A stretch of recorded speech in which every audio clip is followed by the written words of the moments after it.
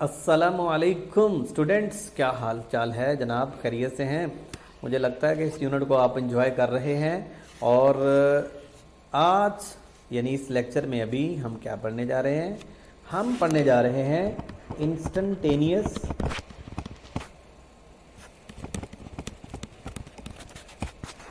Acceleration. किसका? Projection का।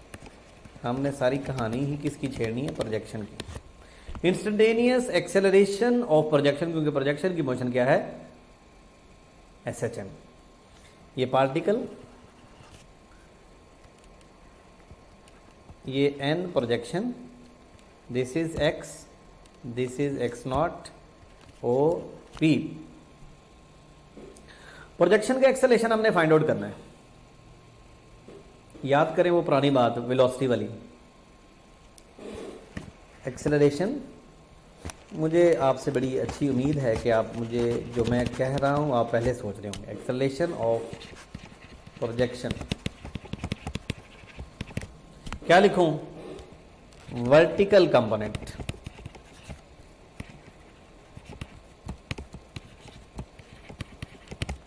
Acceleration of particle, समझ गए आप? यानी पार्टिकल के एक्सेलरेशन के दो कंपोनेंट बनाओ। हमारे काम का कौन सा कंपोनेंट है? जो प्रोजेक्शन के अलोंग है। प्रोजेक्शन हमने वर्टिकल डायमीटर पे लिया हुआ है, और पार्टिकल ये है। पार्टिकल की वेलोसिटी किधर थी? Along tangent. सर्कल में जब पार्टिकल मूव करता है तो एक्सेलरेशन हमेशा, फोर्स हमेशा टुवर्ड सेंटर होती है। किसी भी जगह पर एक्सेलरेशन टुवर्ड सेंटर होता है। इसका मतलब पार्टिकल का अपना एक्सेलरेशन किधर होगा? पार्टिकल का अपना एक्सेलरेशन किधर होगा? Toward centre. इसका नाम है एपी। अब एपी के दो कंपोनेंट बनाओ। ये एंगल थीटा, तो ये एंगल भी थीटा। अब एपी के दो कंपोनेंट बनेंगे तो इसका क्या नाम होगा? एपी साइन थीटा, क्योंकि थीटा के सामने वाला एपी साइन थीटा, और ये होगा AP cos theta. AP cos theta किधर है भला? ये है, यूजलेस हो गया। एपी साइन थीटा, हाँ एपी साइन थीटा ये है। प्रोजेक्शन के लॉन्ग हो गया ना, तो फिर प्रोजेक्शन के एक्सेलरेशन को लिखो ए और इसको लिखो एपी साइन थीटा। अभी आपसे पूछना है मैंने कुछ।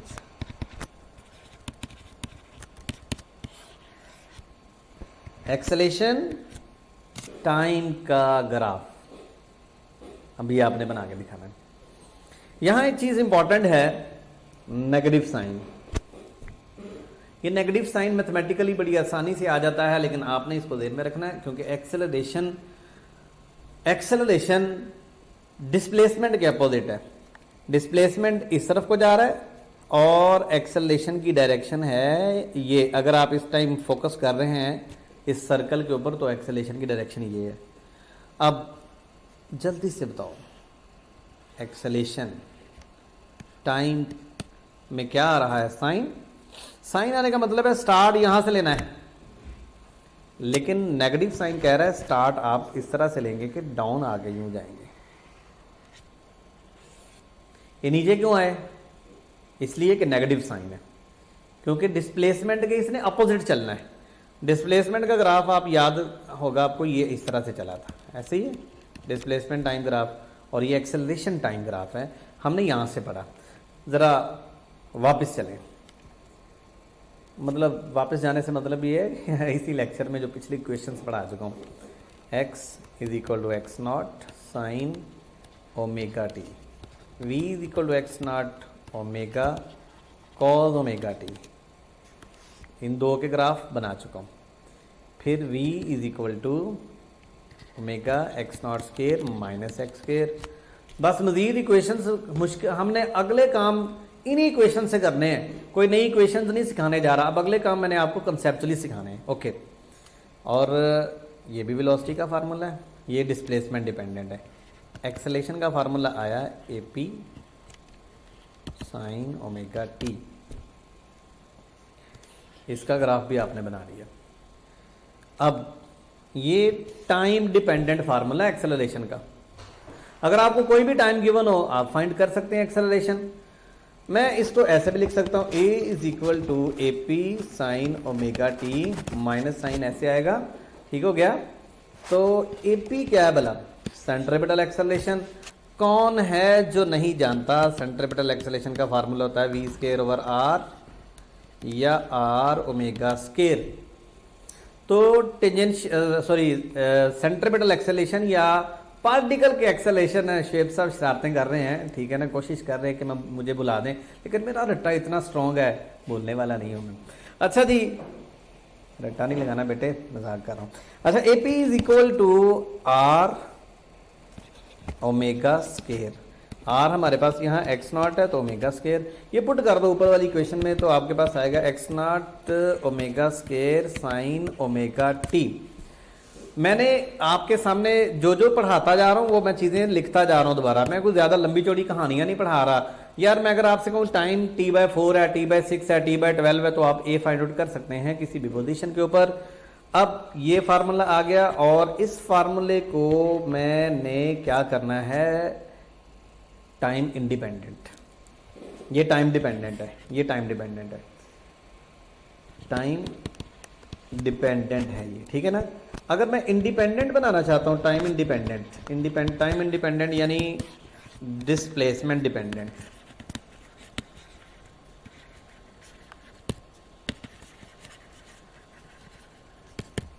डिस्प्लेसमेंट डिपेंडेंट अगर आप बनाना चाहते हैं तो फॉर्मूला आएगा a is equal to minus omega square x. You can derive it very easily. कैसे? ये जो साइन थीटा है यहां से अगर आप देखेंगे तो साइन थीटा जनाब आएगा, थीटा के सामने है x over x not, sine theta को x over x not put कर देंगे इसमें और आपको फाइनली ये मिलेगा a is equal to minus omega square x. और ये वेक्टोरियल फॉर्म में लिख देता हूं या a is equal to omega square x magnitude form में है। इसका ग्राफ मैंने आपसे पूछना है, graph between a and x। आप जरा सोचो क्या ग्राफ आता है यार। मैं ग्राफ ये समझा चुका हूं, कहां समझाया था भला मैंने? a इज इक्वल, यकीन माने आपको याद नहीं आया, k over m x proportional है माइनस एक्स के। ये था स्प्रिंग, ये है प्रोजेक्शन। और यार इससे क्या फर्क पड़ता है, ये कांस्टेंट, तो a प्रोपोर्शनल है माइनस एक्स के। जल्दी से बना दो, हेलो, इससे पहले कि आप बना लें मैंने बना दिए। a minus A x not minus x not. तो ग्राफ ये है, स्प्रिंग सिस्टम हो या जो मर्जी हो, एक्सेलेरेशन डिस्प्लेसमेंट का ग्राफ ऐसा ही आएगा, ठीक है।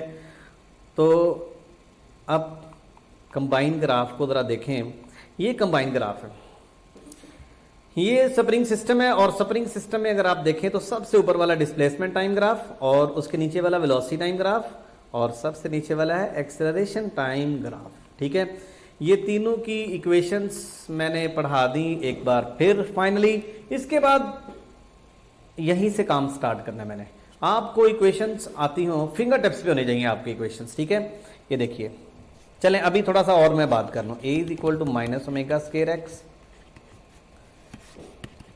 पोजीशंस की भी बात कर लें, एक्सट्रीम, एक्स को एक्स नॉट बुड कर दो, a is equal to minus omega square x not आ जाएगा या a is equal to omega square x not. This is maximum acceleration, this is maximum acceleration. और a एट मीन पे क्या होता है, a is equal to 0, acceleration 0। आपको पता है वेलोसिटी मीन पे क्या थी, मैक्सिमम थी, ठीक है। तो ये इक्वेशंस हैं जनाब फाइनली, और मैं अब इससे आगे बढ़ने जा रहा हूं। x is equal to x not sine omega t, v is equal to, देखना कोई गलती ना कर लूँ मैं, x not omega cos omega t. ये वेलोसिटी और टाइम का रिलेशन है, ठीक है ना। और velocity is equal to omega x not square minus x square under root. और इसी तरह से जनाब फ़ोन किसका आ रहा है, अब देखें आगे, ये दो वेलोसिटी के फार्मूले, एक टाइम डिपेंडेंट और डिस्प्लेसमेंट डिपेंडेंट। इसका ग्राफ साइनोसॉइडल और एक्सट्रीम से स्टार्ट हो रहा है और ये है एलिप्स, ठीक है। फिर एक्सेलरेशन को ले आते हैं, एक्सेलरेशन है minus x not omega square sine omega T. इसका ग्राफ मीन से स्टार्ट होगा लेकिन ओरिजिन से स्टार्ट होगा लेकिन डिस्प्लेसमेंट के अपोजिट, और एक्सेलरेशन का formula minus omega square x. ठीक हो गया। ये फार्मूले जो मैंने आपके लिए ड्राइव किए ये प्रोजेक्शन के लिए हैं। प्रोजेक्शन पार्टिकल का जो कि सर्कुलर मोशन में, यूनिफॉर्म सर्कुलर मोशन में है। इनके ग्राफ्स भी मैंने सिखा दिए। एक ग्राफ मैंने इसका बनाया, एक ग्राफ इसका बनाया और एक ग्राफ मैंने इसका बना दिया, इसका ग्राफ बना दिया, इसका ग्राफ मैंने आपको बहुत पहले बता दिया था। और स्प्रिंग सिस्टम के लिए -k/m इंटू एक्स बढ़ा दिया था। अगर आपको ये याद है तो फिर अगला काम तो कोई मुश्किल नहीं है। वो क्या है? Horizontal mass spring system. Horizontal, ये जो इक्वेशंस आपने पढ़ी ये किसकी पढ़ी हैं? प्रोजेक्शन की। अब मैंने आपको पढ़ानी है हॉरिजॉन्टल मैथ स्प्रिंग सिस्टम की। कितनी देर में पढ़ानी? मैंने कोई नहीं पढ़ानी, आपने खुद ही पढ़ लेनी है। ये देखो, A is equal to -k/m spring है, ये स्प्रिंग है। A is equal to minus omega square x, ये है प्रोजेक्शन। और दोनों क्या करते हैं? SHM। तो कंपैरिजन तो फिर बनता है ना। जैसे आप तमाम MD-CAT कर रहे हैं, हमारे स्टूडेंट्स हैं, तो कंपैरिजन तो आपका आपस में बनता है ना। देखते हैं कौन ज़्यादा अच्छी परफॉर्मेंस देता है टेस्ट सेशन में। जो भी हम आपसे टेस्ट लेते हैं उनकी बात कर रहा हूँ। कंपैरिजन करने से हमें ये मिला,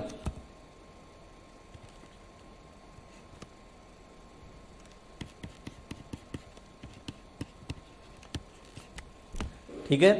अब ये मत पूछिएगा सर कंपैरिजन करके ये कैसे फाइंड आउट कर लेते हैं, कैसे कर लेते हैं आप सर। मैं फिर आपसे ये पूछूंगा कि बेटा आप ये कैसे कर लेते हो, आप ये आप ये गलती कैसे कर लेते हो, आप ऐसी बातें कैसे कर लेते हो। तो omega is equal to √k/m, ये रिलेशन आएगा। बस जी, अगली इक्वेशंस यूँ होंगी। डिस्प्लेसमेंट की इक्वेशन लिखो जी, x is equal to x naught sine, बड़ी मुश्किल है ये, k/m t। हो पता क्या करना है? जहां पर ओमेगा लिखा है ना, बदलते दो, खुद ही बदल लेना, हो जाएगा सारा काम। मैं बस दो इक्वेशंस लिखने जा रहा हूँ। एक ये किसकी होगी? हॉरिजॉन्टल मैथ स्प्रिंग सिस्टम का डिस्प्लेसमेंट, इंस्टेंटेनियस डिस्प्लेसमेंट। वेलोसिटी कैसे फाइंड आउट करेंगे? वेलोसिटी होगी k/m x naught square minus x square, ये फार्मूला। ओमेगा को मैंने रिप्लेस किया। v is equal to k/m x naught 1 minus x square over x not square, ये maximum velocity है। बाकी ऊपर वाला वैसे नीचे आ जाएगा। यानी आपने सिर्फ क्या किया? ओमेगा को रिप्लेस किया और कुछ नहीं करना। एक्सेलेरेशन भी इसी तरह फाइंड आउट हो जाएगा। अब हॉरिजॉन्टल मैथ स्प्रिंग सिस्टम में एंगुलर फ्रीक्वेंसी का रिलेशन ये है, और इसको खोलो 2π/T k/m, reciprocal on both sides m/k, t is equal to 2π m/k। यानी टाइम पीरियड मैथ पे भी डिपेंड कर रहा है, स्प्रिंग से k पे भी डिपेंड कर रहा है। ये किसका टाइम पीरियड है? स्प्रिंग का। कौन सा स्प्रिंग? हॉरिजॉन्टल। एक स्प्रिंग वो भी होता है ये वर्टिकल मैथ स्प्रिंग सिस्टम है। वर्टिकल मैथ स्प्रिंग सिस्टम में बेटा याद रखिए t is equal to 2π under root extension over g आएगा। ये सिंपल पेंडुलम की तरह का फार्मूला है, वहाँ लेंथ होती है, यहाँ एक्सटेंशन है। तो ये वर्टिकल मैथ स्प्रिंग सिस्टम है, ये हॉरिजॉन्टल मैथ स्प्रिंग सिस्टम है। यहाँ से बड़े सवाल पूछे जा सकते हैं। If spring is cut into 2 pieces, अब फॉर्मूला पता क्या आएगा, T is equal to 2 pi under root m over, जितने पीस करेंगे उतने टाइम, ठीक है ना। तो ये आ जाएगा 1 by under root 2 T। Time period पे क्या फर्क पड़ा, 1 ओवर अंडर रूट 2 टाइम, यानी डिक्रीज हो गया, यानी k के साथ इन्वर्स है, जितना k बढ़ेगा टाइम पीरियड उतना कम होगा और फ्रीक्वेंसी बढ़ेगी।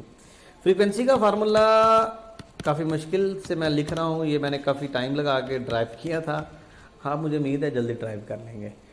ओके, ये था हॉरिजॉन्टल मैथ स्प्रिंग सिस्टम। कुछ नहीं याद करना बेटे, कुछ चीज़ें ऐसी हैं जो इन इक्वेशन से बनेगी।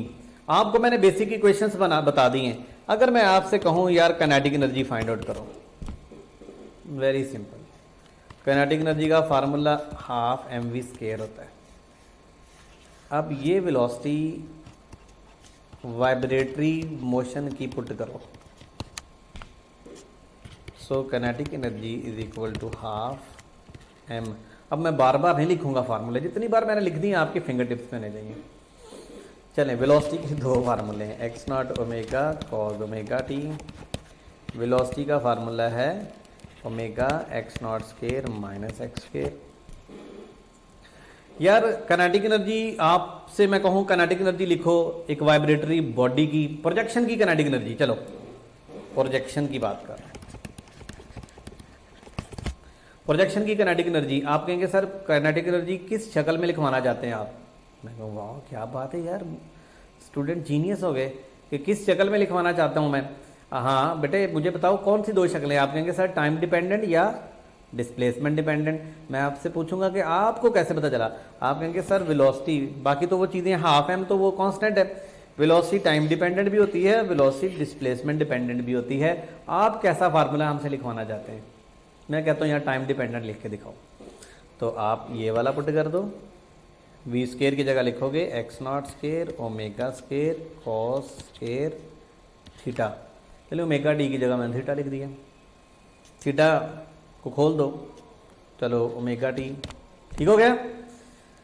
और काइनेटिक एनर्जी का फार्मूला मैं अगर आपसे कहता हूँ डिस्प्लेसमेंट डिपेंडेंट, तो आप कहेंगे सर ये कौन सी बात है, ये तो बड़े आसान से फार्मूले हमसे पूछ रहे हैं, कोई मुश्किल पूछें तो फिर बात करेंगे। लो जनाब, काइनेटिक एनर्जी का फार्मूला, इंस्टेंटेनियस काइनेटिक एनर्जी का फार्मूला आपने फाइंड आउट कर लिया। अगर मैं कहता हूँ काइनेटिक एनर्जी फाइंड आउट करो, x is equal to x naught by 2 पे, क्या करोगे? काइनेटिक एनर्जी आएगी half omega square x naught square by 4, you will get 3/4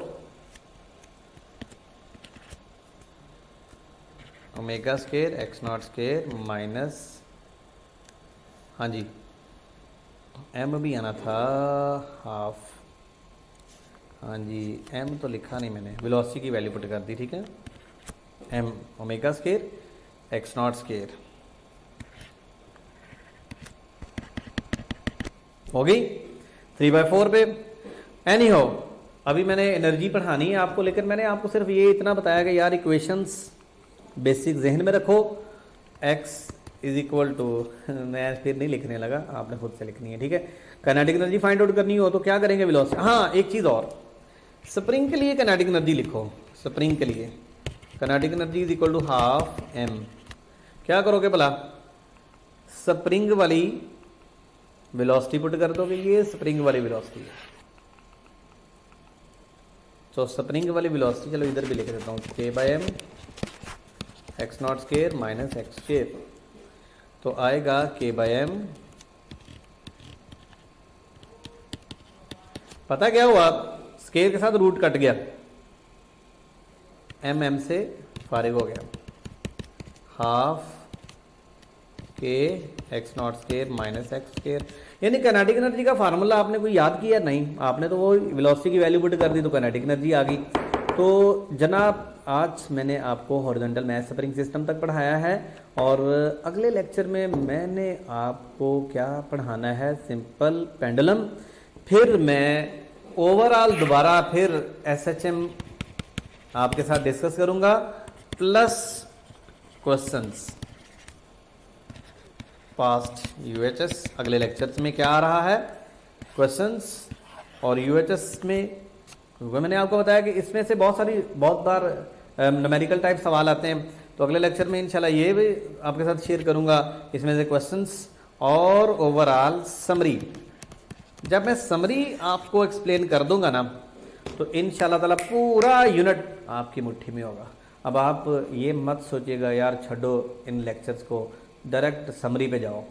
summary तभी समझ आती है जब पूरा यूनिट, पूरा चैप्टर आपको स्टेप्स में समझाया जाए। थैंक यू, अल्लाह हाफिज़।